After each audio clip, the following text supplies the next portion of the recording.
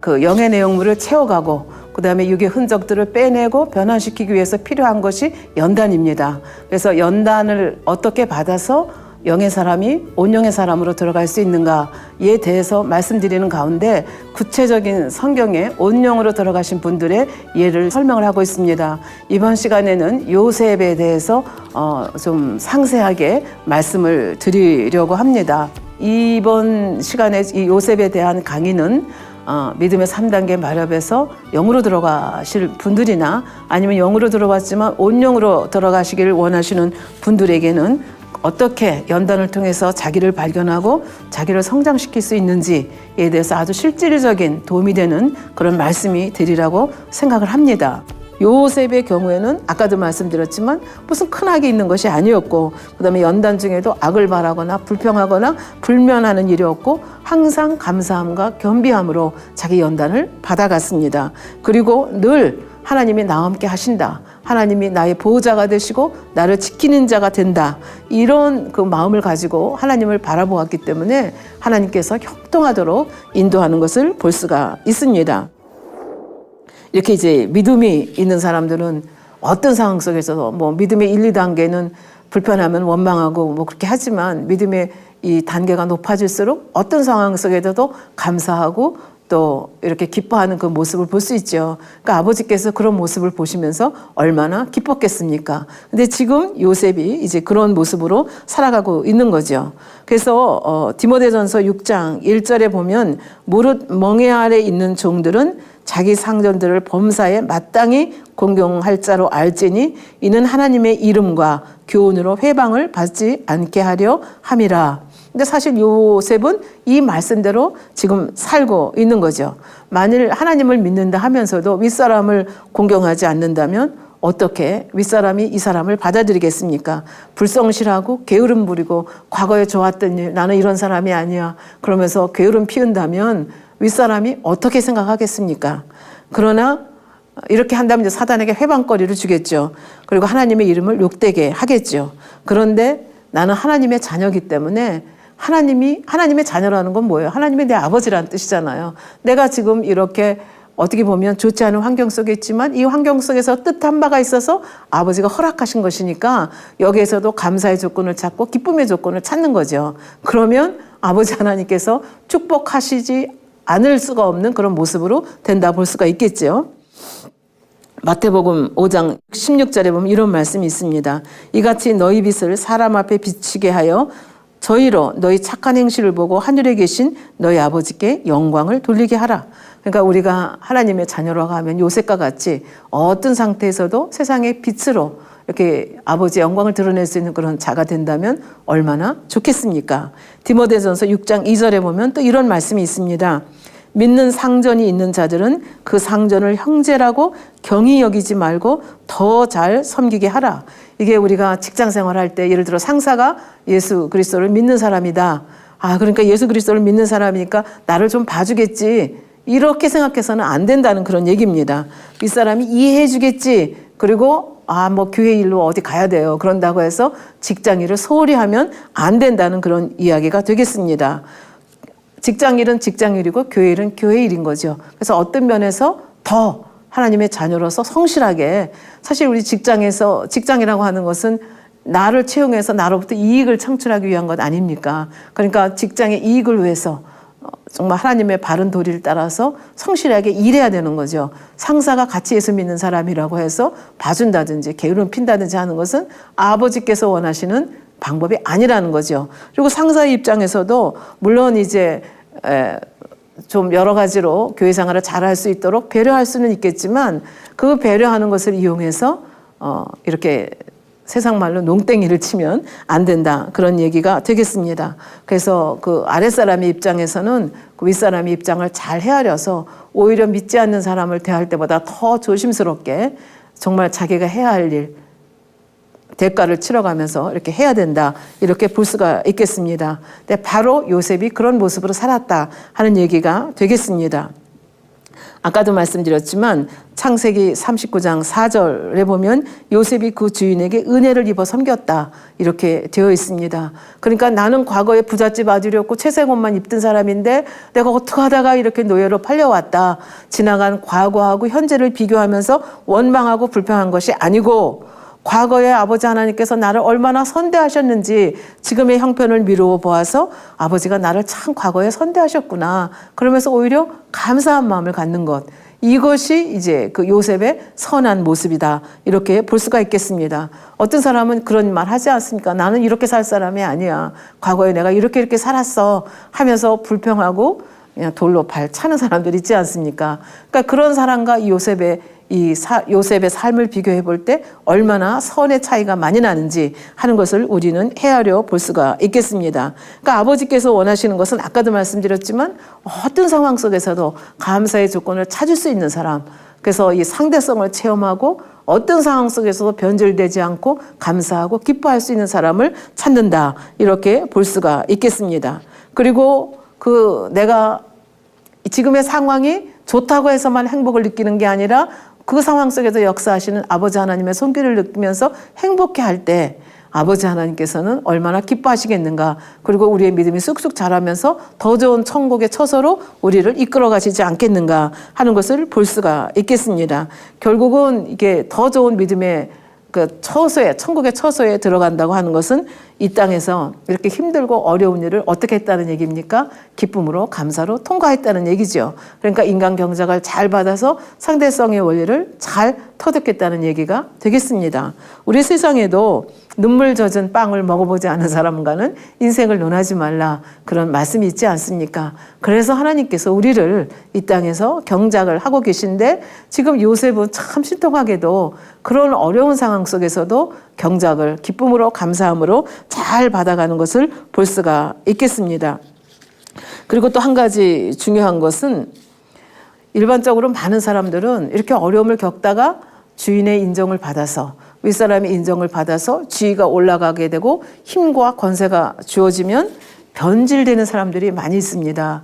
그런데 성경에 보면 이렇게 처음에 노예로 팔려왔잖아요. 말도 통하지 않는 그 애굽의 노예로 팔려와서 맨 끝에 있었겠죠. 그러다가 하나님과 함께하는 모습을 보면서 하나님이 형통하게 해주심으로 인해서 그 보디발 말고는 그 집에서 가장 높은 위치에 올라가게 됩니다. 근데 이 높은 위치에 올라가서도 종 노릇하는 다른 종들을 보면서 우습게 여기고 멸시한 것이 아니라 어떻게 했어요? 자기도 종이 신세잖아요. 그러니까 그분들을 배려하면서 이렇게 그러니까 누구한테서도 미움을 받았다, 시기를 받았다 하는 일이 없습니다. 왜? 자기의 형제들을 통해서 너무나 뼈저리게 많이 느꼈기 때문에 이런 연단을 통해서 들레지도 않고 자랑하지도 않고 내가 어떤 상태에 있든지 그 힘과 권력을 이용해서 나는 의도한 것이 아니지만 내 의를 발동하는 그런 것들이 다 뽑아져 나갔다 하는 것을 볼 수가 있겠습니다. 그래서 골로새서 3장 22절, 23절 굉장히 유명한 말씀인데요. 종들아 모든 일에 육신의 상전들에게 순종하되 사람을 기쁘시게 하는 자와 같이 눈가림만 하지 말고 오직 주를 두려워하여 성실한 마음으로 하라. 무슨 일을 하든지 마음을 다하여 주께 하듯 하고 사람에게 하듯 하지 말라. 그러니까 우리가 머리가 될수록 어떻게 해야 돼요? 두루두루 살펴야 되고 두루두루 챙겨야 되고 또 여기 그 머리가 될수록 책임이 크지 않습니까? 그 책임을 내 것으로 끌어안아야 되는 거죠. 그리고 머리가 될수록 뭐를 해야 돼요? 열매를 보여야 되는 거죠. 그래서 여기 23절 말씀에 보면 무슨 일을 하든지 마음을 다하여 주께 하듯 하고 사람에게 하듯 하지 말라. 그러니까 노예를 만나도 주께 하듯 하고 보디발 상절을 만나도 주께 하듯 하고 이런 마음으로 요셉이 살았기 때문에 결국 어느 누구도 요셉이 사실 히브리 노예잖아요.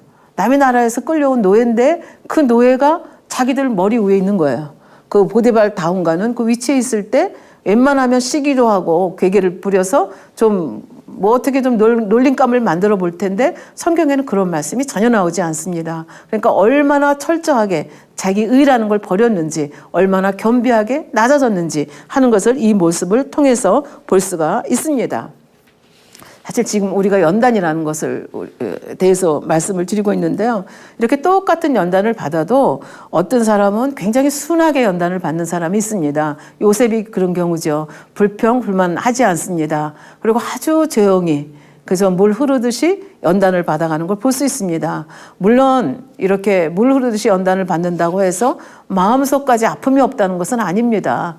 처음에 얼마나 아팠겠습니까? 형들을 생각하면서 자기를 죽은 줄로 알고 자기를 위해서 그 고통해야 할 그 아버지 야곱을 생각하면서 얼마나 마음의 아픔과 슬픔이 많았겠습니까? 그럼에도 불구하고 굉장히 순하게 좋은 사람 보디발을 만나서 굉장히 순적하게 이 연단을 받아가는 모습을 볼 수가 있습니다. 근데 어떤 사람은 똑같은 연단을 받으면서도 이 사람과 부딪히고 저 사람과 부딪히고 아주 요란하게 연단을 받는 그런 분들이 있습니다. 그래서 만사가 불통하는 이제 그런 사람들이 있는데요. 그래서 주변에 있는 사람들이 압니다. 아, 저 사람은 연단 받고 있는 중이구나. 저 사람 건드리면 안 돼. 화가 우리한테 미쳐. 그러면서 굉장히 조심하는 경우가 있는데 이런 경우에는 어떻게 해요?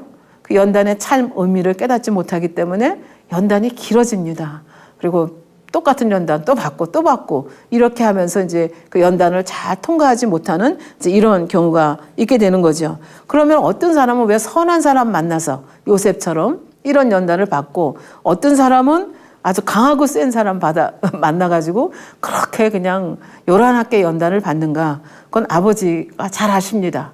아, 요셉과 같은 사람은 선한 사람 만나서 연단을 받아도 즉각 자기에게 오는 연단의 의미를 깨닫고 잘 이 연단을 순적하게 헤쳐나갈 수 있기, 그만한 연단으로도 얼마든지 헤쳐나갈 수 있기 때문에 선하게 역사하시는 거고, 어떤 사람은 아주 센 사람 만나서 같이 부딪히고 와장창 깨지지 않으면 그 속에 깊이 있는 이 단단히 있는 이 자기라고 하는 것이 깨어지지 않기 때문에 결국은 그렇게 연단을 하는 거죠.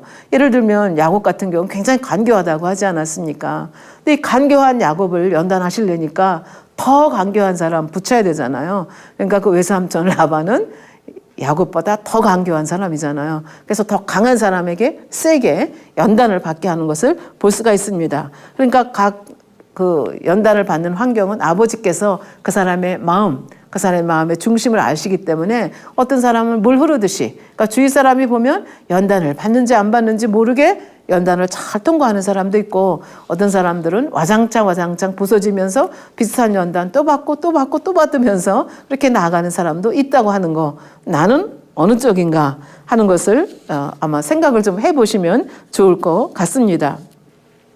그 다음에 이제 창세기 39장 4절부터 6절을 보겠습니다.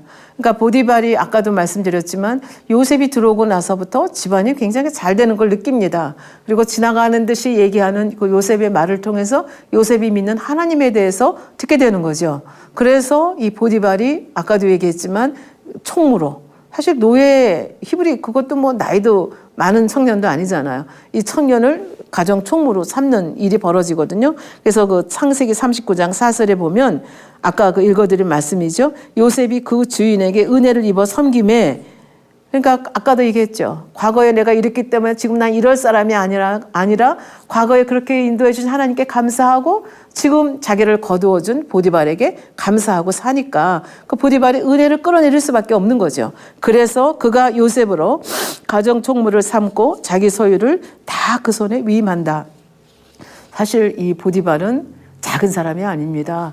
애굽이라고 하는 나라는 그 당시 대제국이었거든요. 그 대제국의 시대장이었습니다. 그러니까 재산 규모도 엄청나고 거기서 부리는 식구들이나 이 종들도 엄청나게 많았을 것입니다. 그런데 이 성경에 보면 자기 소유를 다 그 손에 위임했다, 이렇게 기록을 하고요. 5절에 보면 그가 요셉에게 자기 집과 그 모든 소유물을 주관하게 한 때부터 여호와께서 요셉을 위하여 그 애굽 사람의 집에 복을 내리심으로 여호와의 복이 그의 집과 밭에 있는 모든 소유에 미친지라.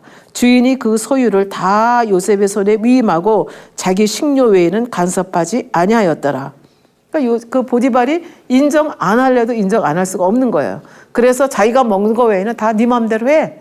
그리고 아무도 이 요셉을 건드리지 못하게 이렇게 했다는 것을 알 수가 있습니다.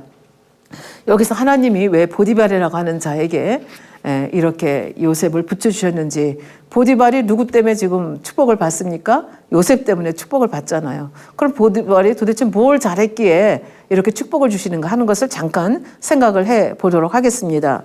예를 들면 우리 교회 여성도님들 중에 남편은 교회를 안 나옵니다.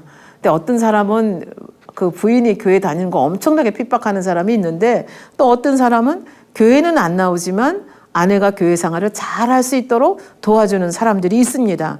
교회 나가는 거 핍박하지도 않고 아내가 기도해 주기 때문에 자기 사업이 잘 된다고 생각을 합니다. 그래서 아내가 무슨 일로 헌금할 때가 되면 슬쩍 돈 뭉치를 놓아준다든지, 뭐 아내 통장으로 돈을 좀 붙여준다든지, 이렇게 해서 아내가 마음껏 헌금할 수 있도록 그렇게 은근슬쩍 신경을 써주시는 그런 남편들이 계십니다. 근데 이런 남편들은 굉장히 사업이 형통하거든요. 왜 그런가 하면 아내와 함께하는 하나님을 믿기 때문에 그렇습니다. 비록 교회는 안 나가지만, 그리고 내가 아내에게 이렇게 잘해줬을 때 하나님께서 기뻐하셔서 자기 사업들을 형통하게 해주신다는 것을 믿고 있기 때문에 이게 가능한 거죠. 지금 누구의 케이스가 바로 이런 케이스인가 하면은 보디발의 케이스가 바로 이런 케이스입니다. 보디발이 그 요셉이 섬기는 하나님을 믿는 것은 아닙니다. 그러나 요셉과 함께하는 그 하나님의 손길을 믿는 거죠.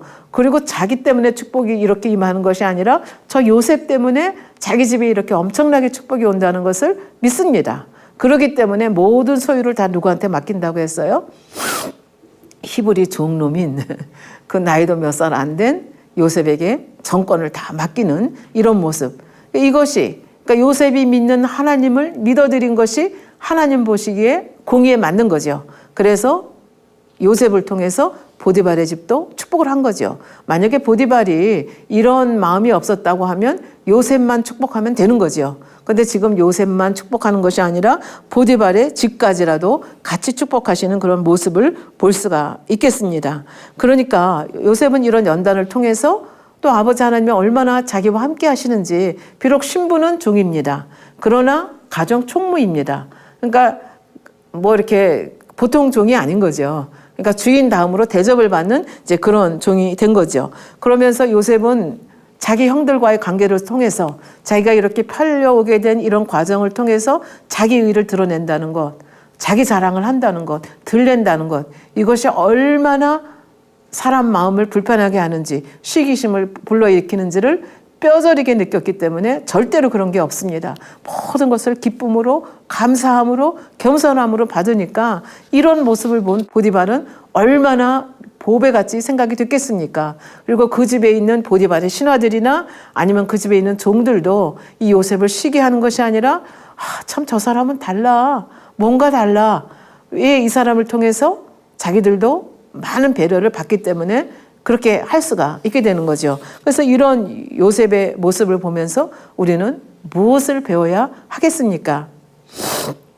어떤 사람은 이렇게 신세 한탄을 합니다.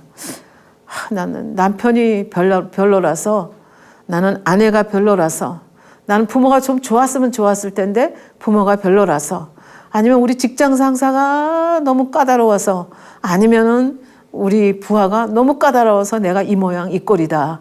이렇게 신세 한탄을 하는 사람들의 경우를 종종 봅니다. 근데 우리가 요셉의 경우를 통해서 무엇을 깨달을 수 있습니까? 내가 먼저 좋은 남편이 되어주면, 내가 먼저 좋은 아내가 되어주면, 내가 먼저 좋은 부모가 되어주면, 내가 먼저 좋은 상사가 되어주면, 내가 먼저 좋은 부하가 되어주면 어떻게 해요?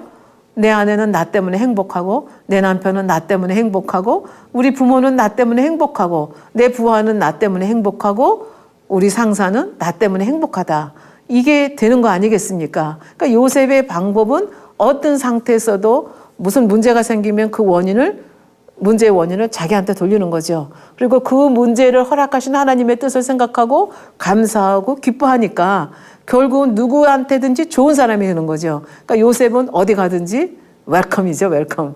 요셉이 나타나면 다 기뻐하고 즐거워하고, 또 하나님께서 이런 요셉을 보고 형통하게 하시니까 요셉이 가는 곳마다 말하자면 복의 근원이 되는 그런 모습으로 살아가는 것을 볼 수가 있겠습니다. 그러니까 우리가 이런 요셉을 통해서 나는 어떤 사람이 되어야 되는지 한번 생각해 볼 수 있는 그런 기회가 됐으면 좋겠습니다. 이렇게 해서 요셉은 연단을 너무나 쉽게 그 집에서 통과를 하게 되는 거죠. 그래서 결국 이제 영으로 이렇게 이제 침입을 하게 되는데요.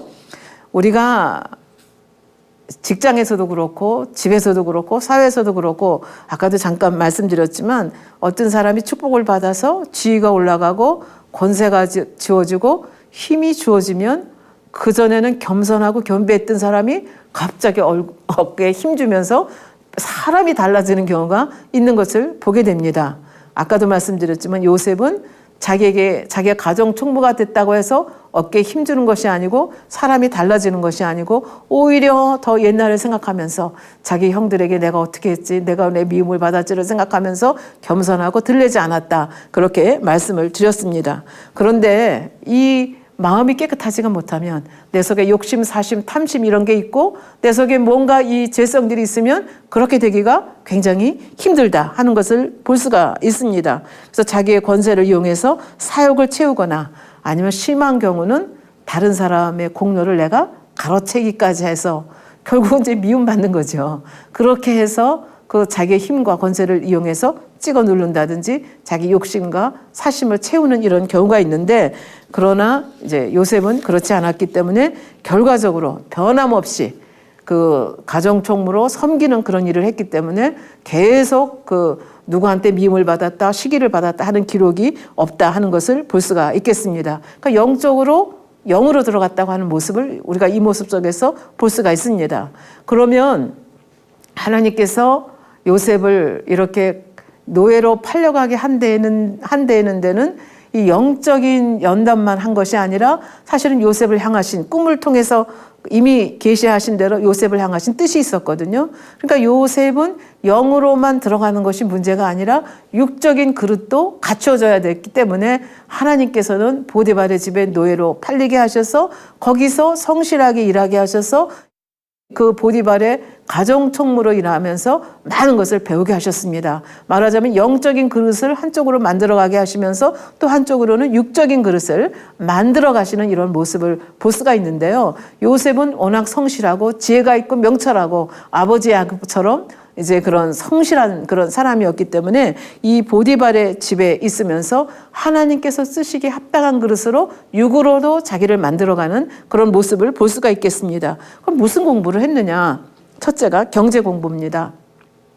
아까도 말했지만 시위대장의 집이라고 하는 그 가정 경제가 작은 경제가 아니잖아요. 그 큰 경제를 운영해 갑니다. 그러면서 이 돈이 돌아가는 원리, 경제가 돌아가는 원리, 농사의 원리 이런 것들을 하나하나 터득을 하는 기회로 삼게 되는 거죠. 그래서 이제 경제 공부를 하는가 하면 또 한편으로는 가정 총무로 있게 되면서 많은 사람들을 대하게 되는 거죠. 어떤 사람은 강교한 사람, 어떠한 사람은 게을른 사람, 어떤 사람은 아첨하는 사람, 어떤 사람은 지혜로운 사람, 어떠한 사람은 성실한 사람, 이게 다 눈에 보이게 되는 거죠.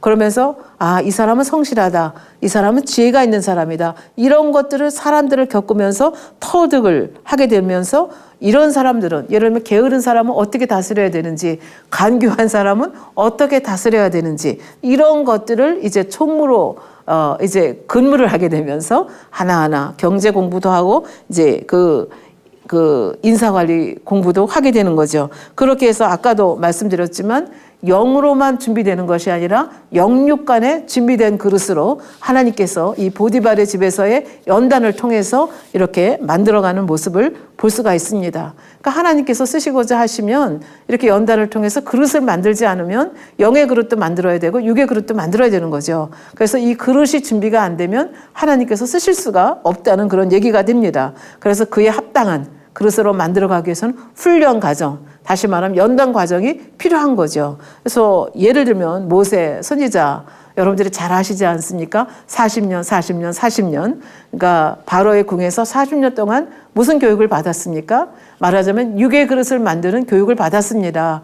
근데 그 40년 교육을 받은 결과가 뭡니까? 혈기를 내잖아요. 그래서 결국은 애굽의 감독을 죽이고 모래에 막 묻고 그다음에 자기 형제들을 가르치려고 하는 이 모습이 보이지 않습니까? 이 모습으로는 영의 준비가 너무 안 된 거예요. 육의 그릇은 준비가 됐지만 그러니까 아버지 하나님께서는 영의 그릇을 만들어야 되니까 결국은 이 사건이 계기가 돼가지고 미디안 광야로 가서 40년 동안 정말 아무것도 없는 양떼를 지키는 그 목자로서 40년을 살게 된 거죠. 그래서 어떻게 보면 40년 동안 정말 내세울 것도 아무것도 없고 나는 아무것도 아니다. 그리고 하나님께서 주시지 않으면 나는 아무것도 가질 수 없다는 것. 영의 그릇을 다 만들어 놓죠. 그러니까 자기가 봤을 때는 나는 이제 아무것도 할 수 없는 자인데 하나님이 보셨을 때는 육의 그릇도 준비가 되고 영의 그릇도 준비가 되었기 때문에 이 80대 된 이 모세를 부르셔서 결국은 출애굽의 지도자로 삼아 가시는 걸 볼 수가 있습니다. 그러니까 그 출애굽의 지도자가 한두 명 인도하는 거 아니지 않습니까? 200만 명 이상의 사람들 또 얼마나 원망하고 불평합니까? 그 노예 근성에 찌들어 있는 그들을 인도해서 출애굽해서 결국은 가나안까지 가야 되는 이 사명을 맡기에는 그런 그릇이 준비가 돼요. 그러니까 정말 누구보다도 온유한 그릇을 만들어야 되기 때문에 하나님께서 80년이라는 세월 동안을 연단하는 그런 모습을 볼 수가 있습니다. 그러니까 우리가 연단을 받으면서 원망하고 불평한 것이 아니라 이 연단을 통해서 아버지는 어떤 나를 만들어 가시기를 원하는가 이것을 궁구하고 기도하면서 그 아버지의 뜻을 찾아가는 사람이 지혜로운 사람이다. 이렇게 볼 수가 있겠습니다. 그런데 하나님께서는 이 요셉을 보디발 집에 가정 총무나 시키려고 애굽으로 팔려오도록 역사하신 것이 아니었습니다. 원대한 계획이 있지 않습니까? 우리는 그 원대한 계획을 알고 있지 않습니까? 왜? 이스라엘 백성들 하늘의 별처럼 바다 해변의 모래처럼 많게 하겠다 그랬는데 그 가나안 땅에서는 그렇게 인구 증가할 수가 없는 거예요. 그러니까 아버지 하나님께서 어디로 불러드립니까? 애굽으로 불러들여서 거기 고센 땅이라고 하는 곳에서 번성하게 하는 이 일을 누구의 손에 맡깁니까? 요셉의 손에 맡기는 거죠. 그러니까 이런 원대한 계획, 아버지의 백성을 만들어가는 계획이 있는데 이 계획을 만들어가기 위해서는 요셉이 보디발의 집에 총무로만 있어서는 하나님께서 쓰실 수가 없는 거예요. 그러니까 하나님께서는 어떤 면에서 더 고차원의 연단을 가하시는 것을 볼 수가 있겠습니다. 그 고차원의 연단이라고 하는 것이 무엇입니까? 결국은 우리가 아는 바와 같이 그 바로가 있는 왕궁으로 이 요셉을 이끌어 들여야 되는데 물론 하나님은 뭐든지 가능합니다.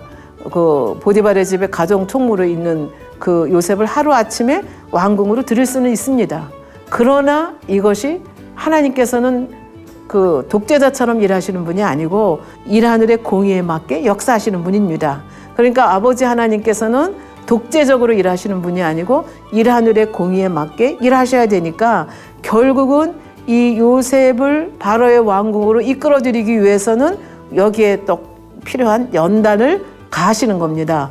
근데 하나님께서 보실 때에 이 요셉은 이런 연단을 가해도 능히 이것을 이겨낼 수 있는 이 연단을 잘 통과할 수 있는 그 그릇인 것을 아셨기 때문에 결국은 전혀 예상치 않은 방법을 통해서 그 보디발의 집에 있는 그 왕들의 죄수들이 들어가는 그 감옥으로 가게 하는 걸 볼 수 있죠.